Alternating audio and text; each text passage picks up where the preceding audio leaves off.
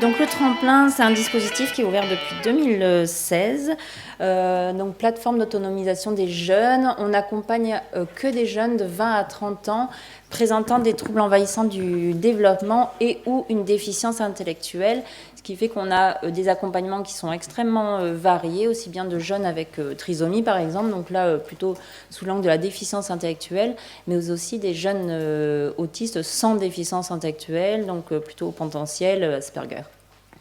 Dans les modalités d'accompagnement, on a 30 places d'hébergement, 5 places d'accueil de jour et donc le service d'accompagnement à la vie sociale, le SAVS, avec un agrément actuellement de 9 places et on a 9 places qu'on va ouvrir en janvier 2023.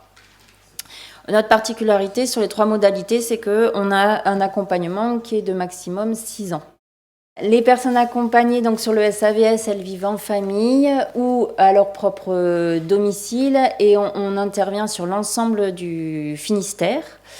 Les rendez-vous, mais ça c'est comme la plupart des SAVS, ils peuvent se faire soit au tremplin, chez eux, dans les bureaux, dans les mairies, etc. Actions individuelles et collectives et donc pas de participation financière de la part des jeunes. Là, juste la particularité, mais on reprendra après sur les slides ce qui fait notre collaboration entre nos deux services. Mais la particularité du SAVS Tremplin, c'est qu'on a 2 professionnels qui accompagnent chaque jeune, en fonction des projets évidemment. Un professionnel qui est chargé de l'accompagnement social et un professionnel qui est chargé de l'accompagnement professionnel. En fonction des projets, on peut très bien imaginer qu'un jeune ne soit accompagné que par le charge d'accompagnement social, mais on a bien cette distinction qui se fait auprès de chaque jeune en fonction du projet.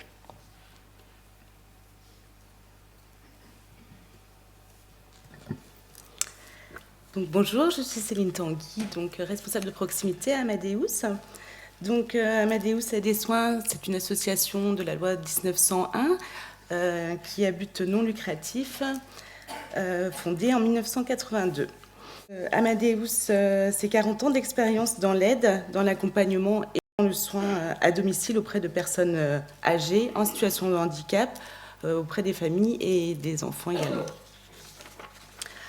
Donc nos différents services, donc on intervient surtout pour l'aide et l'accompagnement, les soins infirmiers.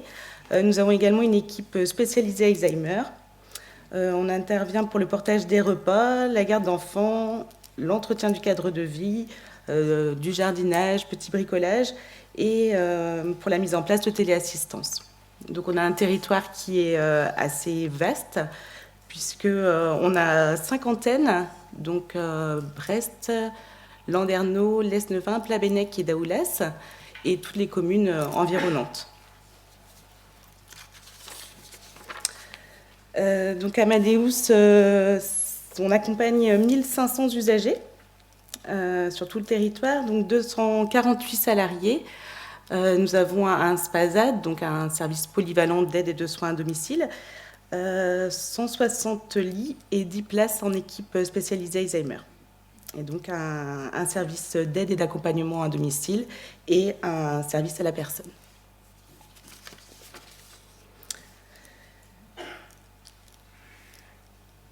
Alors, c'est un peu pour vous montrer le nombre de personnes qu'on accompagne, les différentes situations. Donc, on accompagne 1100 personnes par an, dont 150 personnes en situation de handicap. 10 bénéficiaires qui sont communs avec les Jeunes Aideurs et Amadeus.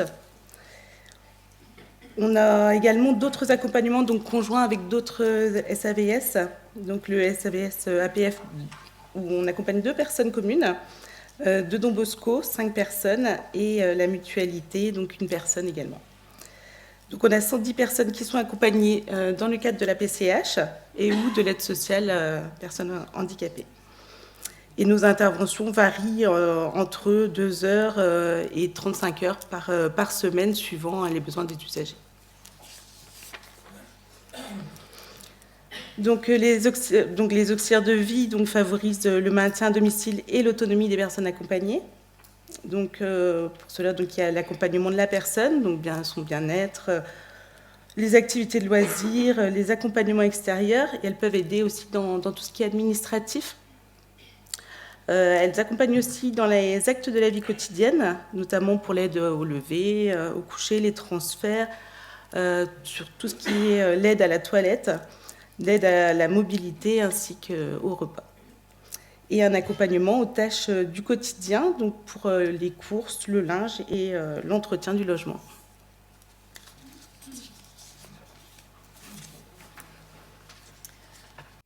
On a fait appel à Amadeus pour de l'accompagnement à domicile.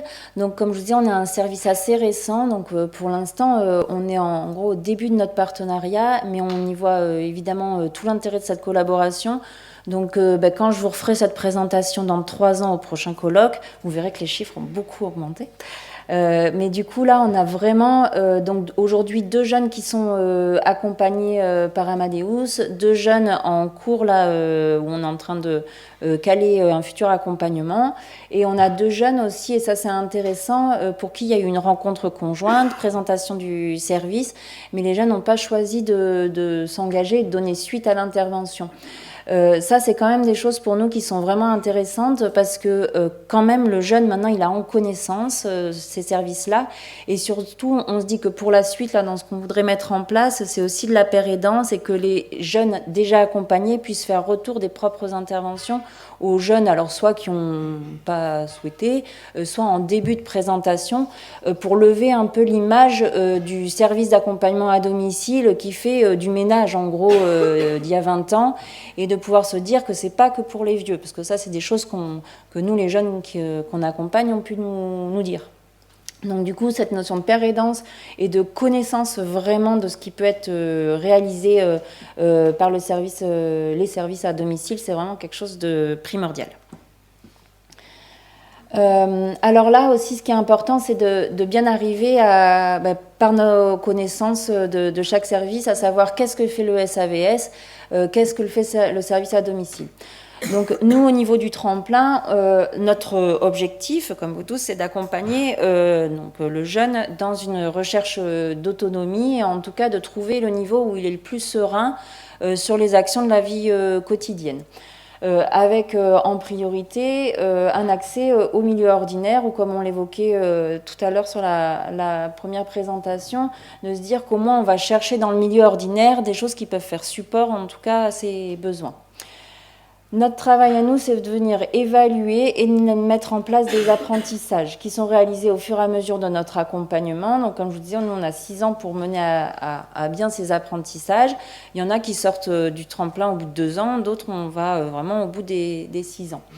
Sur ces évaluations et apprentissages, il y a des choses qui sont très normées et des choses qui sont construites au fur et à mesure avec le jeune, et qu'on va aussi pouvoir après retransmettre au service à domicile. Ensuite, dans le cadre du projet individualisé, on fait appel au SAD quand on voit, non pas sur la question de l'évaluation et de l'apprentissage, parce que ça c'est bien notre part, mais plutôt sur la question de l'accompagnement. C'est là, à ce moment-là, que rentre en jeu le service à domicile pour pouvoir prendre relais sur la question de l'accompagnement. C'est-à-dire que si on a essayé de mettre en place, par exemple, un apprentissage autour de faire sa vaisselle, qu'on a utilisé différentes choses, que c'est pas possible, à ce moment-là, le service à domicile, sur l'axe faire la vaisselle, on arrivera à un accompagnement et pas à une notion d'apprentissage. Jean, on va faire ça va à peu près ? Ouais ? Donc là, quelques exemples sur les situations vécues. Donc comme je vous disais, là, par exemple, l'apprentissage d'une action, elle peut être complexe, voire impossible à réaliser par la personne. Donc là, au lieu de mettre de l'énergie pour la personne, à essayer de continuer à faire, et on se dit, ah mais mince, si on met en échec, ou juste simplement, il y a de la fatigabilité, à ce moment-là, on se dit, là, cette énergie-là, on ne va pas la mettre pour la personne qu'on accompagne. On prend relais avec le SAD, et là, le jeune peut être du coup être en apprentissage ou en énergie sur autre chose. Alors là, on a les 2 slides suivantes, c'était pour donner un petit peu des exemples sur qu'est-ce qui peut être fait par le SAVS et qu'est-ce qui est fait par le SAD. Du coup, sur les actes de la vie quotidienne, alors vous allez voir que moi, à peu près à chaque fois, je vais dire évaluation, et apprentissage. Pour les actes de la vie quotidienne, entretien personnel, prendre soin de sa santé, etc., là, on est sur les évaluations, observations de capacité, habitudes de vie, avec des questionnaires, des auto-évaluations, et du coup, la mise en place de protocoles d'abord d'apprentissage et puis ensuite d'accompagnement. Et pour le SAD...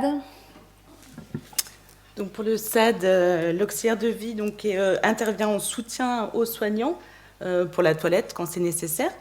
Et elle alerte également si elle s'aperçoit qu'il y a un changement de santé, dans l'état de santé en tout cas de la personne. Là, elle alerte le travailleur social, du SAVS ou les personnes concernées.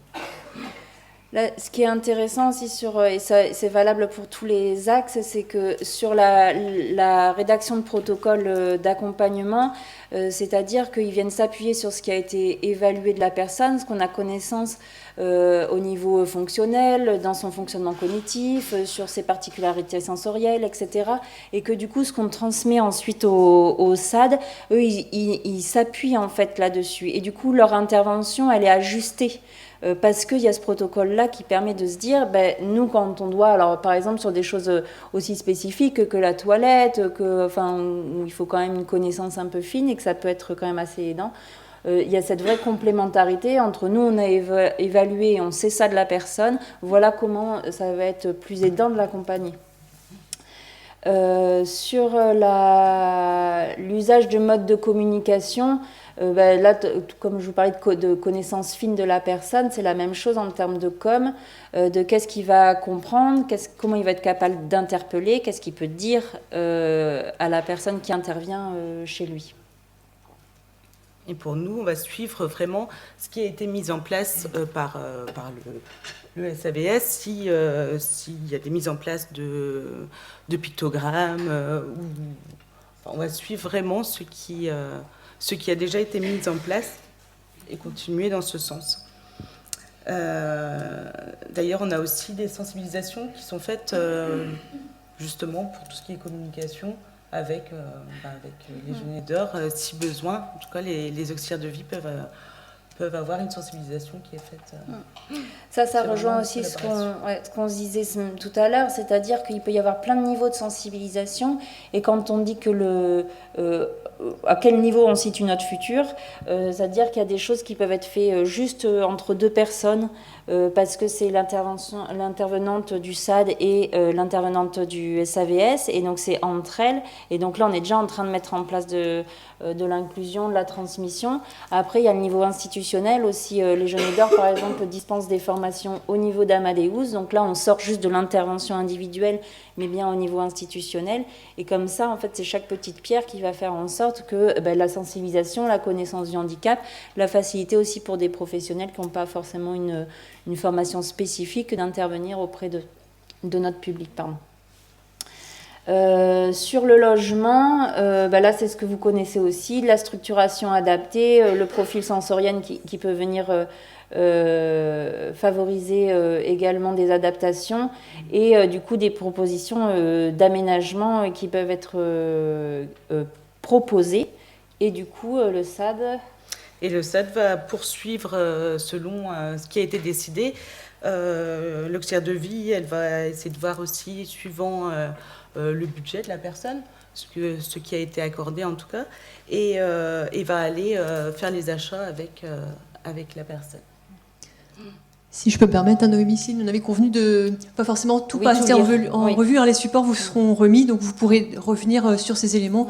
Mais en tout cas, c'est tout ce travail que vous avez mis en œuvre de pouvoir répertorier, selon ce que vous avez évoqué, l'évaluation, pour définir finement qui intervient jusqu'en et quand il y a passage de relais.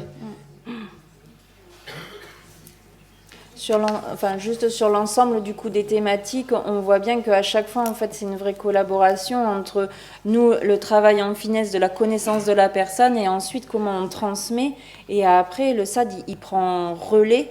Donc, quand c'est bien parlé, en fait, il n'y a pas du tout de confusion de genre, en fait, entre qui fait quoi. Non, et puis les échanges sont quand même fréquents. Dès qu'on a besoin, on a le service... soit par téléphone, soit par mail en cas de difficulté, voir si on répond toujours aux objectifs qui ont été fixés sur le projet individualisé de la personne. Donc c'est vraiment de la collaboration Donc là, en fait, là, par rapport à comment on travaille ensemble, la présentation du service, l'explication de ce que c'est et de comment ça peut comment on pourrait le projeter. Ensuite, on programme une VAD, une rencontre en fait entre le service, donc le SAVS et le SAD pour faire un premier échange. Connaissance, c'est important aussi de pouvoir mettre un visage aussi sur une personne qui pourra intervenir. Et ce qui est super aussi de la part du SAD, c'est qu'ils identifient une personne qui interviendra le plus régulièrement possible auprès du jeune. C'est pas des changements d'intervenants tout le temps. Et ensuite, nous, on avance aussi sur toute la recherche du financement des interventions pour pérenniser aussi des interventions. Et c'est vrai que justement la visite à domicile qui est commune, c'est vraiment important parce que c'est là qu'on apprend à connaître la personne qui va être accompagnée, mais on lui explique aussi en quoi consiste le SAD, et c'est là que vraiment on peut donner toutes les explications, et sur le mode de financement aussi, où nous on aide à la participation de recherche de financement, mais en tout cas du montage de dossiers. Ouais. Voilà. Voilà, et donc là c'est juste une liste rapide, mais je pense que par les exemples qu'on a donnés jusqu'à maintenant, où on voit bien en fait toute l'importance de bien transmettre les infos et ce qu'on connaît de la personne pour qu'il y ait un suivi qui se fasse le plus fluide possible. Et après, c'est bon, voilà. Et après, du coup, dans les choses qui restent importantes, c'est de se dire que le SAVS reste bien coordinateur et qui fixe les objectifs d'intervention. Mais après, c'est bien le SAD qui est au plus près de ces instants-là avec la personne qui est accompagnée. Et du coup, ils ont toute leur place et leur rôle en termes d'interpellation, de revenir vers nous. Et c'est eux, à ce moment-là, qui sont au plus près, en fait, de ces axes d'accompagnement.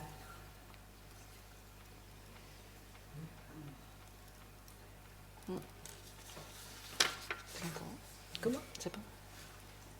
Oui. Ouais. Conclusion, c'est super. Non, on veut vraiment dire qu'on est vraiment complémentaires, en tout cas auprès des usagers qu'on accompagne en commun, et que voilà, on cherche encore à améliorer en tout cas tout ce qui est coordination sur le suivi, mais en tout cas ça progresse. Et qu'effectivement, la connaissance aussi des interlocuteurs, enfin, je vois bien Amélie Berthoud, qui est chargée d'accompagnement social, là, qui a mis beaucoup de liens avec Amadeus. En fait, cette connaissance fine, au fur et à mesure des interlocuteurs, elle favorise après, même, je pense, pour les jeunes, parce que du coup, on parle aussi, nous, beaucoup mieux, en fait, du service. Et du coup, c'est plus facile, après, de donner le petit truc en plus qui va faire bon ok on va se rencontrer, et donc du coup je pense que ça c'est vraiment important que les liens se créent entre services, quoi. C'est cette collaboration qui fera que de toute façon les personnes accompagnées répondent le mieux à leurs besoins.